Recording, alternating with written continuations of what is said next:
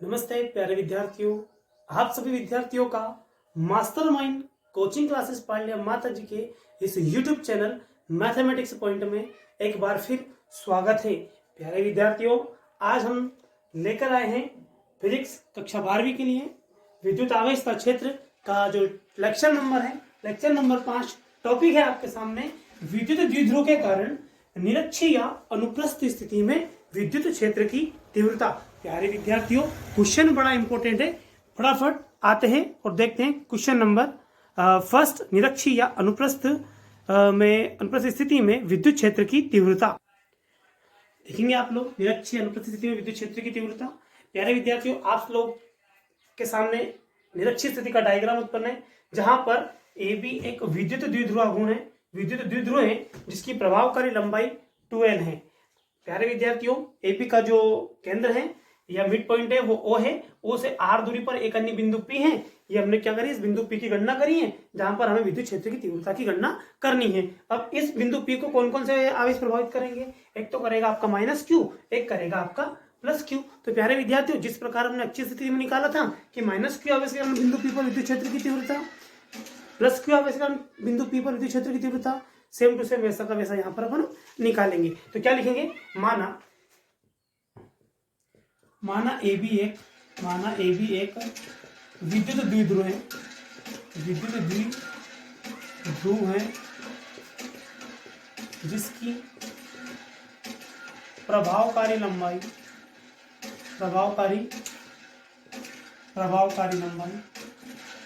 12 है। विद्युत द्विध्रुव के केंद्र ओ से आर दूरी पर एक अन्य बिंदु पी लेते हैं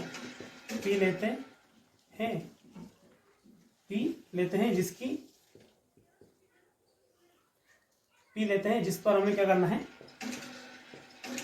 जिस पर हमें विद्युत क्षेत्र की तीव्रता की गणना करना है।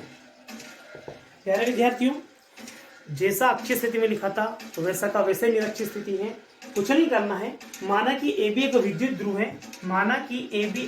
द्विध्रुव है जिसकी प्रभावकारी लंबाई 12 होती है। यह हमने विद्युत द्विध्रुव की परिभाषा में लिखाया था कि जिसकी प्रभावकारी लंबाई हमेशा 12 रहेगी।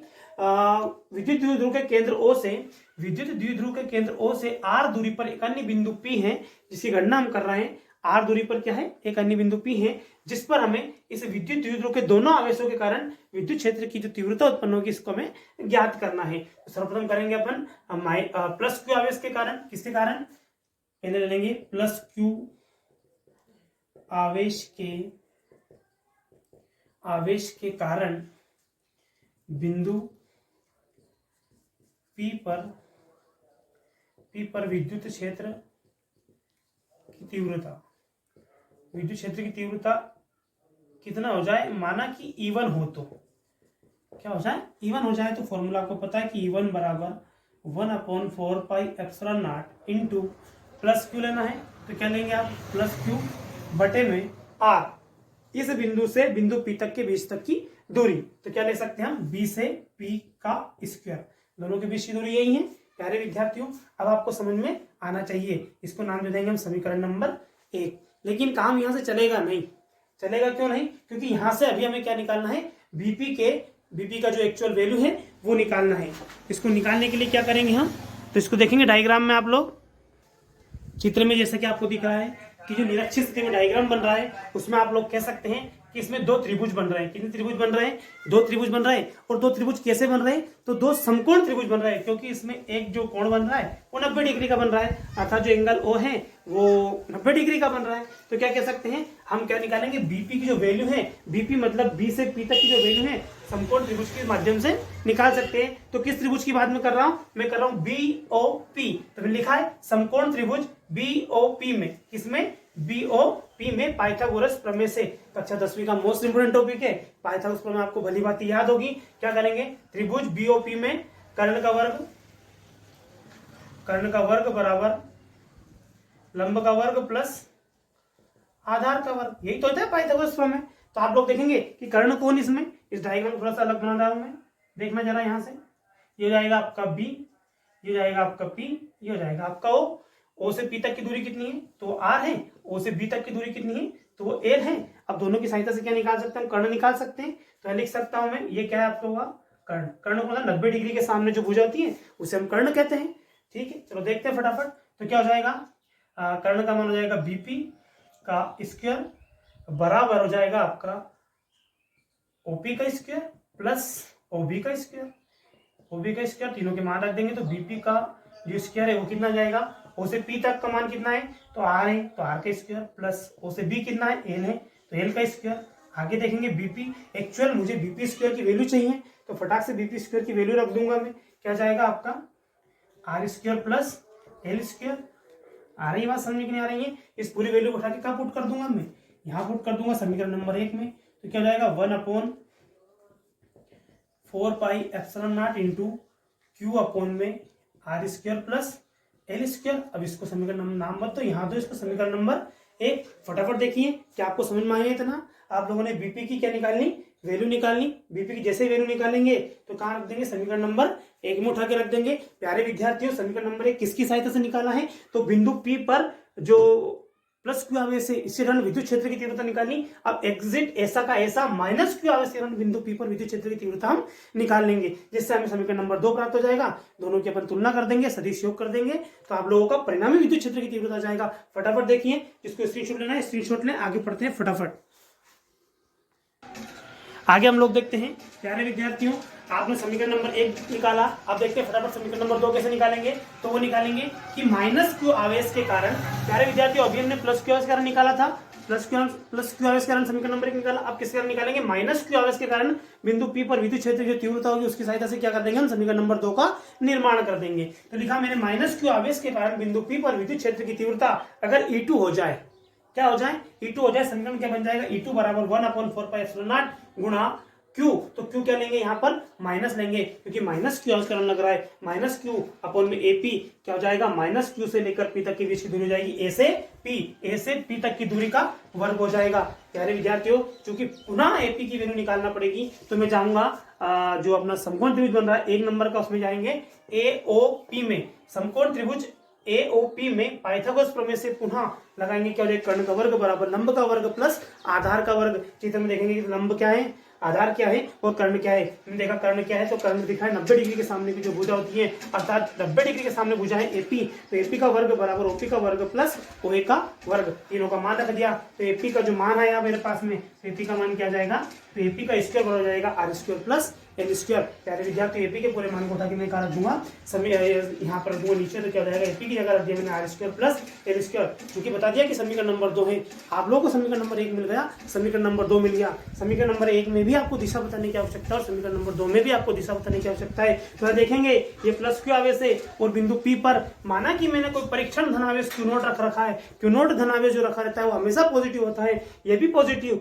ये भी पॉजिटिव। तो मैं क्या कह सकता हूँ, दोनों के बीच में जो वो दिशा होगी वो प्रतिकर्षण की दिशा होगी, अर्थात विपरीत दिशा होगी। विपरीत दिशा होने के कारण दोनों के बीच में कैसा हो जाएगा, प्रतिकर्षण हो जाएगा। आगे देखेंगे इधर माइनस आवेश है, परीक्षण धनावेश तो हमेशा पॉजिटिव रहता है, एक तरफ माइनस दूसरी तरफ प्लस, तो क्या कह सकते हैं कि आकर्षण होगा। इसलिए लिख रखा है मैंने कि जो पीए के अनुदिश आकर्षण के कारण इसकी दिशा कैसी हो जाएगी, पी से ए की ओर हो जाएगी। प्यारे विद्यार्थियों, समीकरण नंबर 2 भी आपको समझ में आया होगा। समीकरण नंबर 1 हो गया, समीकरण नंबर 2 हो गया, लेकिन मुझे निकालना था परिणामी विद्युत क्षेत्र की तीव्रता। क्योंकि परिणामी विद्युत क्षेत्र की तीव्रता कैसे निकालूंगा, मेरे पास 2 समीकरण बन गए।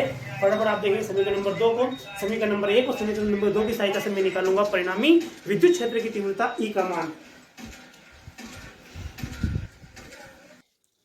आगे आप लोग देखेंगे समीकरण नंबर 1 और 2 से हमें कोई परिणाम प्राप्त नहीं हुआ, इसीलिए हम बोल रहे हैं कि बिंदु P को उसके समयोजी घटकों में वियोजित करने पर परिणामी विद्युत क्षेत्र की तीव्रता में प्राप्त हो जाएगी। तो परिणामी विद्युत क्षेत्र की जो तीव्रता है, माना कि परिणामी विद्युत क्षेत्र की तीव्रता अगर E हो जाए तो इस बिंदु P पर समयोजित घटकों को उनके घटकों में अपन वियोजित कर देंगे। जैसे ही मैं उसे घटकों में बांटूंगा तो क्या बोलूंगा, एक तो ऊर्ध्वाधर घटक हो जाएगा, एक हो जाएगा उसका क्षैतिज घटक। क्योंकि ऊर्ध्वाधर घटक मैंने बोला है साइन थीटा, तो ऊर्ध्वाधर घटक के 2 भाग हो जाएंगे। E1 व E2 आसंरेखी न होने के कारण इन्हें अपने घटकों में वियोजित करना होगा। E1 और E2 के ऊर्ध्वाधर दिशा में घटक क्रमशः E1 sin थीटा।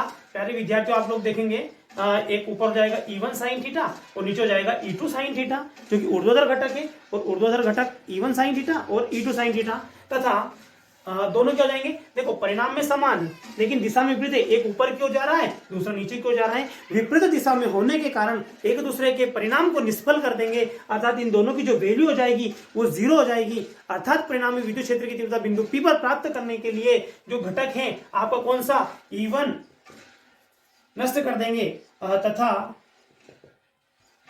परिणामी विद्युत क्षेत्र की तीव्रता के लिए, विद्युत क्षेत्र की तीव्रता के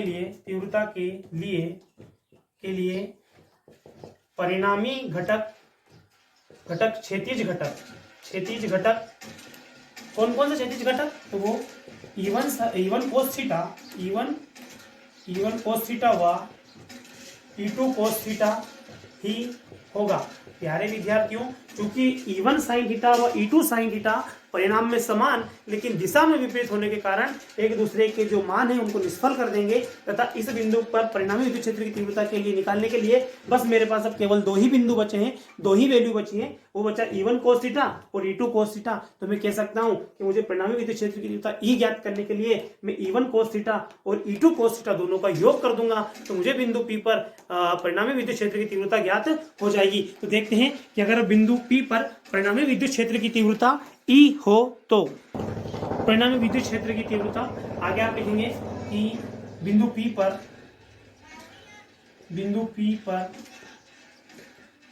परिणामी विद्युत क्षेत्र की तीव्रता E हो तो क्या करेंगे, E बराबर में mode of E1 plus mode of E2। प्यारे विद्यार्थी, परिणामी विद्युत क्षेत्र की तीव्रता E के लिए क्या करेंगे, हम दोनों जो समीकरण है उन दोनों को अपन जोड़ देंगे। अब यहाँ एक बात आप लिखेंगे, समीकरण नंबर 1 व 2 से देखेंगे आप लोग, समीकरण 1 व समीकरण नंबर 2 को जब आप देखेंगे ना तो एक बात आपको पता चलेगी कि मोड ऑफ E1 बराबर मोड ऑफ E2। प्यारे विद्यार्थियों, E1 का मान और E2 का मान दोनों बराबर आया, अर्थात बिंदु P पर प्लस क्यू आवेश के कारण और माइनस क्यू आवेश के कारण विद्युत क्षेत्र की तीव्रता दोनों समान है, अर्थात मैं कह सकता हूं कि E1 is equal to E2।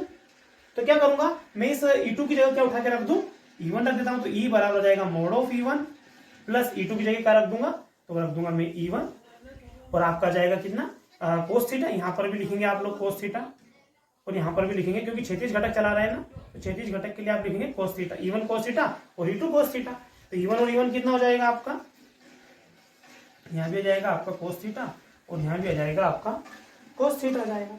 चूंकि अब देखेंगे तो E बराबर आ जाएगा E1 और E1 कोस थीटा और E1 कोस थीटा आ जाएगा आपका 2E1 कोस थीटा। आपको इतना समझ में आया होगा प्यारे विद्यार्थियों। आगे देखेंगे, इसको मोड में कर लेंगे। आगे आप लोग देखेंगे तो E1 कोस थीटा, तो E1 की वैल्यू रख देंगे। E1 की वैल्यू कहां से रखेंगे आप लोग, E1 की थोड़ा सा रब करता हूं ऊपर से, यस चलिए क्या करेंगे, तो आ जाएगा आपका E बराबर में 2 रखा, E1 की वैल्यू समीकरण नंबर 1 से रखेंगे, तो क्या था समीकरण number 1 1/4 pi epsilon naught into Q upon में are square plus L square, यही था, और कोस थीटा वैसा का वैसा। अब प्यारे विद्यार्थियों, आप लोग को 10वीं का जो ट्रिग्नोमेट्री नामक चैप्टर है वो बड़ा काम का आएगा। कोस थीटा की वैल्यू आपको या तो आप त्रिभुज एक से निकाल लो या त्रिभुज दूसरे से निकाल लो, कोस थीटा की वैल्यू निकालना आपको याद होनी चाहिए, और आपको याद करना पड़ेगा लाल बटे कक्का। ये बेसिक है, नीचे लिख सकते हैं आप इसको, लाल बटे कक्का। अब कोस कितने नंबर पे, दूसरे नंबर पे, तो आधार बटा कर्ण। तो आधार क्या है मेरे पास में, तो आधार है एल और कर्ण क्या है था। तो प्यारे विद्यार्थियों, चूंकि मेरे पास में आधार कितना था, तो आधार यहाँ पर है एल स्मॉल एल, और कर्ण कितना हो जाएगा आपका, तो वो था r square plus L square. तो कोस थीटा की जगह क्या रख सकते हैं, कोस थीटा की जगह आप लिख सकते हैं, यस कोस थीटा की जगह यहाँ लिखेंगे, चूंकि कोस थीटा बराबर एल अपॉन में are square plus L square. तो कोस थीटा की जगह क्या रख देंगे, ई बराबर में 2 इंटू में 1/4 pi epsilon naught into Q upon में are square plus L square गुना कोस थीटा की जगह रख देंगे आप एल अपॉन में are square plus L square. प्यारे विद्यार्थी, इतना आपको समझ में आया होगा। फटाफट देखेंगे इसको और आगे हल करेंगे। देखेंगे फटाफट क्या जाएगा। ई बराबर में 2 into 1/4 into Q upon r square plus L square upon में इंटू में एल अपॉन में रूट में are square plus L square. प्यारे विद्यार्थियों कोस थीटा की जो वैल्यू थी r square plus L square root में होगी, क्योंकि कर्ण का मान यहाँ से निकलेगा जो अपने निकाल के दिखाया था। प्यारे विद्यार्थियों इसको देखेंगे तो ई बराबर में 2 इंटू 1/4 इंटू क्यू अपॉन में are square plus L square गुणा ये एल लिखा है, ये रूट लिखा हुआ है, इस रूट को मैं क्या लिख सकता हूँ, तो इस रूट को मैं लिख सकता हूँ प्यारे विद्यार्थी एक तो वर्ग करके हटा सकता हूँ या फिर कैसे हटा सकता हूँ, तो इसको मैं लिख सकता हूँ R square plus L square और इसकी पावर 1/2 नहीं, इसको मैं लिख सकता हूँ कितना, फटाफट इसको एक मिनट देखना पड़ेगा क्या कितना लिखना पड़ेगा। Yes yes okay, R square plus L square देखेंगे फटाफट इसको क्या लिखेंगे, इसको ये रूट में इसको लिख सकता हूँ 1/2, इसकी पावर कर सकता हूँ मैं 1, कोई फर्क पड़ेगा क्या, जी हाँ देखिए जरा इसको 1 लिख सकता हूँ, इसको 1/2 रूट हटा के बिल्कुल कर सकते हैं। तो प्यारे विद्यार्थियों ई बराबर कितना जाएगा 2ql, ऊपर लिख दो एक साइड 2ql बटे में 4πε0 इंटू में 1/r square plus L square की पावर 1 गुणा 1/r square plus L square की पावर 1/2, ये एक और ये आधा, अर्थात 1.5 कह सकते हैं कि कह सकते हैं, गुणा करेंगे एक और आधा तो कितना लिख सकूं, दोनों को मिला के ई बराबर में 2ql अपॉन में 4πε0 इंटू में ये हो जाएगा आपका 1/r square plus L square की पावर 3/2, गुणे में घाते जुड़ जाती है, कैसे हो जाएगा देखना, ये 1 है और ये 1/2, ये बता रहा हूँ 1 प्लस 1/2, कुछ नहीं तो 1 लिख लेता हूँ, तीरे गुणा करते हैं, 2 का 1 में करेंगे तो जाएगा 2, 1 का 1 में करेंगे तो 1 और नीचे का नीचे करेंगे तो 2 और 1 कितना जाएगा 3/2, इसलिए मैंने 3/2 यहाँ पर लिखा हुआ है। प्यारे विद्यार्थी आपको समझ में आना चाहिए, 1 और 1/2 दोनों को जोड़ा है तो कितना आ गया 3/2। प्यारे विद्यार्थी इतना अगर आपको समझ में आया है तो बहुत अच्छी बात है, इसको मिटा रहा है ना। आगे आप लोग देखते हैं ई बराबर में यहाँ लिखेंगे, इसको नाम दे देंगे समीकरण नंबर 3, क्या नाम दे देंगे समीकरण नंबर 3। अब समीकरण नंबर 3 में आप देखेंगे क्योंकि जो एल दूरी है ये तो एल दूरी तो फिक्स होती है, एल दूरी तो जैसा आपने अच्छी स्थिति में देखा था एल दूरी तो फिक्स होती है, लेकिन ये आर दूरी फिक्स नहीं है, ये आर दूरी तो मेरे हिसाब से ले सकता हूँ मैं, इतनी दूर भी ले सकता हूँ, इस परीक्षण धनांक इसको ऊपर भी रख सकता हूँ और ऊपर भी रख सकता हूँ, मतलब क्या कह सकता हूँ, मैं कह सकता हूँ चूंकि R is greater than L, R बहुत बड़ा है एल से, इसलिए क्या करेंगे, इसलिए एल को नगण्य मानने पर, जैसे ही मैं नगण्य मानता हूं तो क्या हो जाएगा, तो हो जाएगा ई बराबर में 2ql अपॉन में 4πε0 इंटू में 1 अपॉन में आर स्क्वायर की पावर 3/2 और 2 से 2 कैंसिल हो जाएगा और यहां लिखूंगा मैं चूंकि 2ql बराबर क्या होता है, वो होता है p विद्युत द्विध्रुव आघूर्ण, 2ql बराबर जो अच्छी स्थिति में आया था, तो ई बराबर कितना हो जाएगा आपका, तो हो जाएगा 1 अपॉन में 4πε0 इंटू ये पी को ऊपर लिखता हूँ p अपॉन में r की पावर 3, ये क्या हो जाएगा विद्युत क्षेत्र की तीव्रता हो जाएगी, इसका मात्रक क्या हो जाएगा, इसका मात्रक जाएगा न्यूटन अपॉन में कूलम्ब। प्यारे विद्यार्थी इतना बात आपको समझ में आना चाहिए, फटाफट देखिए आपको, देखिए फटाफट इसको लास्ट में क्या मिल गया आपको, ई बराबर 1/4πε0 इंटू पी अपॉन में आर की पावर 3, अर्थात इसका जो मात्रक हो जाएगा वो हो जाएगा न्यूटन बटे कूलम्ब। फटाफट देखेंगे आप लोग। प्यारे विद्यार्थियों अगर आप थोड़ा सा अच्छी स्थिति पे जाएंगे तो वहां आप देखेंगे कि अच्छी स्थिति में जो आपका विद्युत क्षेत्र की जो तीव्रता का फॉर्मूला था वो था ई बराबर में 1/4πε0 इंटू 2p अपॉन में आर की पावर 3।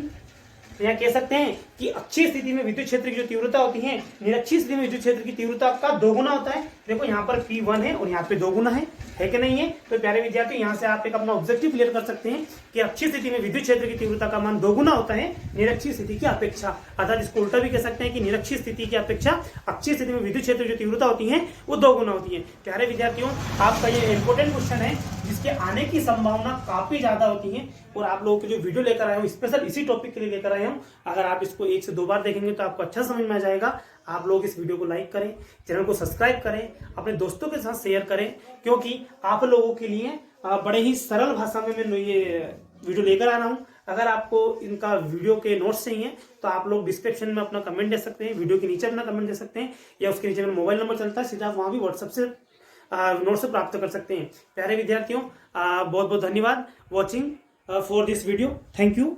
जय हिंद, जय भारत।